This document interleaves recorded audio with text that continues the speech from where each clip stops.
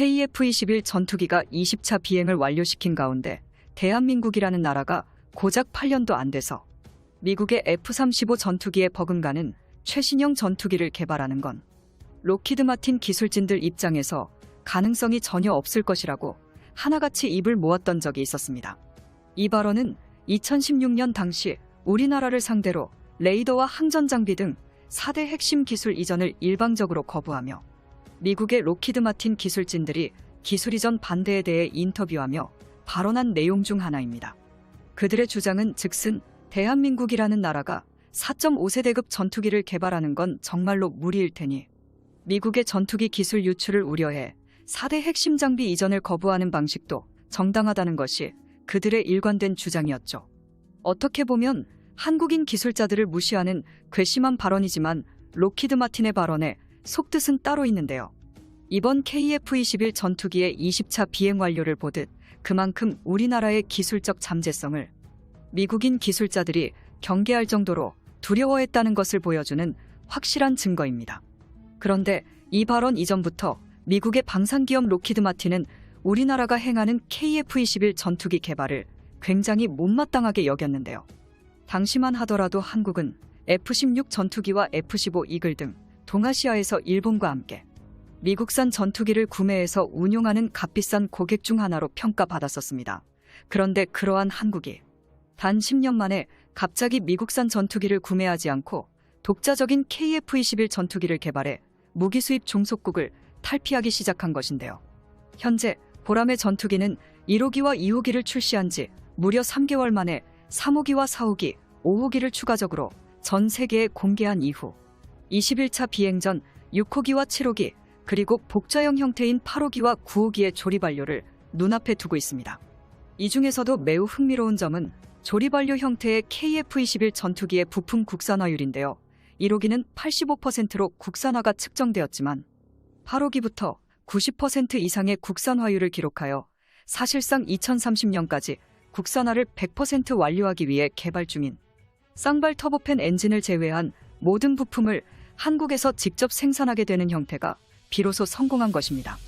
그 중에서도 스마트 팩토리와 초정밀 조립 시스템이라고 불리는 파스 시스템 덕분에 KF-21 블록1의 요구 수량인 80대 생산을 2026년까지 모두 마무리 지을 수 있게 되는데요.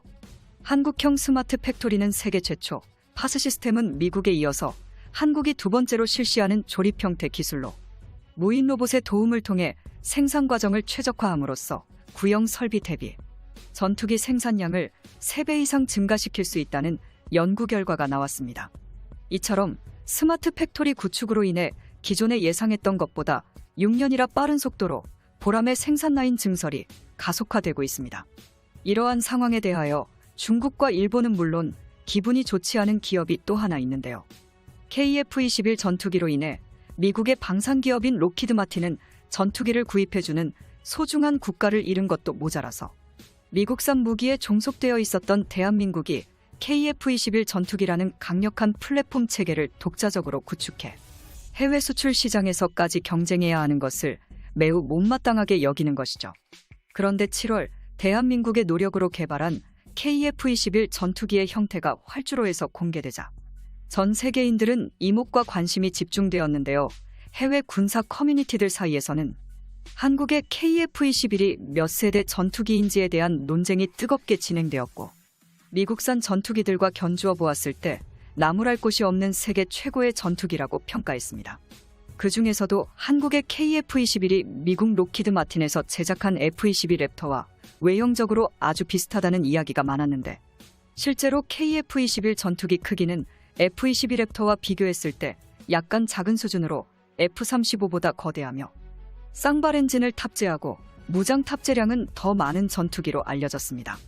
일각에서는 이미 외형적인 부분만 똑같을 뿐 F-35 전투기를 뛰어넘었다는 이야기가 많이 나오고 있었는데요. 그런데 시청자분들은 여기서 의문점이 드실 것입니다. 한국이 처음으로 만든 전투기가 어떻게 록히드 마틴사의 F-22와 비슷한 외형을 갖출 수 있었을까요? 사실 20년 전만 해도 우리 한국은 그동안 미국의 전투기에 의존해왔던 터라 해당 기술력을 갖고 있을 수 없었습니다. 하지만 한국의 입장에서 볼 때 최신형 전투기 기술을 너무나도 개발하고 싶었지만 이는 너무나도 중요한 기술이며 비행의 안전과 직결된 문제이기 때문에 섣불리 만들 수 없었습니다. 엎친 데 덮친 격으로 2014년 미국은 4.5세대 기술들을 핵심 기술이라고 판단하며 기술 이전을 완벽히 거부해왔습니다. 이 사건 이후 우리 한국은 어쩔 수 없이 KF-21 전투기를 개발하기 위해서 계단식 개발을 채택했죠. FA-50 전투기부터 시작해 모든 장비와 시스템을 스스로 독학해야만 하는 고된 과정이 존재했습니다. 그런데 놀랍게도 모두의 예상을 초월했습니다. 그렇게 어렵다던 항전 장비들과 A사 레이더 등 미국이 기술 이전을 거부한 시스템들을 우리 한국이 독자적으로 개발해내는 데 성공하고 KF-21 외형 또한 F-22 랩터와 아주 비슷한 형태로 제작해내는데 비로소 성공하게 됩니다. 알고 보니 놀랍게도 이 시기에 록히드 마틴에서 근무하고 있던 핵심 책임자 박시몽 선생님이 KF-21 개발 시기와 동시에 돌연 한국으로 귀국하게 되는 사건과 개발 완료 시기가 동시에 일어납니다. 사실 박시몽 선생님은 록히드 마틴과 보잉 등 미국의 대표적인 방산기업에서 일하면서 동시에 탑소프트웨어 엔지니어로 활약하게 됩니다. 그는 항법과 제어 시스템 소프트웨어 관련 항공 전문가였는데 아무것도 없는 상태에서 미국으로 들어가 한국인의 깊은 의지를 미국인들에게도 잘 전달했습니다. 최첨단 전투기 기술력을 모두 갖추었죠. 그런데 2014년 최종적인 탐색 개발 자료들을 가지고 한국 항공우주산업에서 박시몽 선생님이 직접 프레젠테이션을 진행하게 됩니다. 이 프레젠테이션을 진행하는 동안 박시몽 선생님은 미국 글로벌 항공업체들에서 쌓아온 노하우와 기밀들을 공유한 것으로 추정되고 있습니다.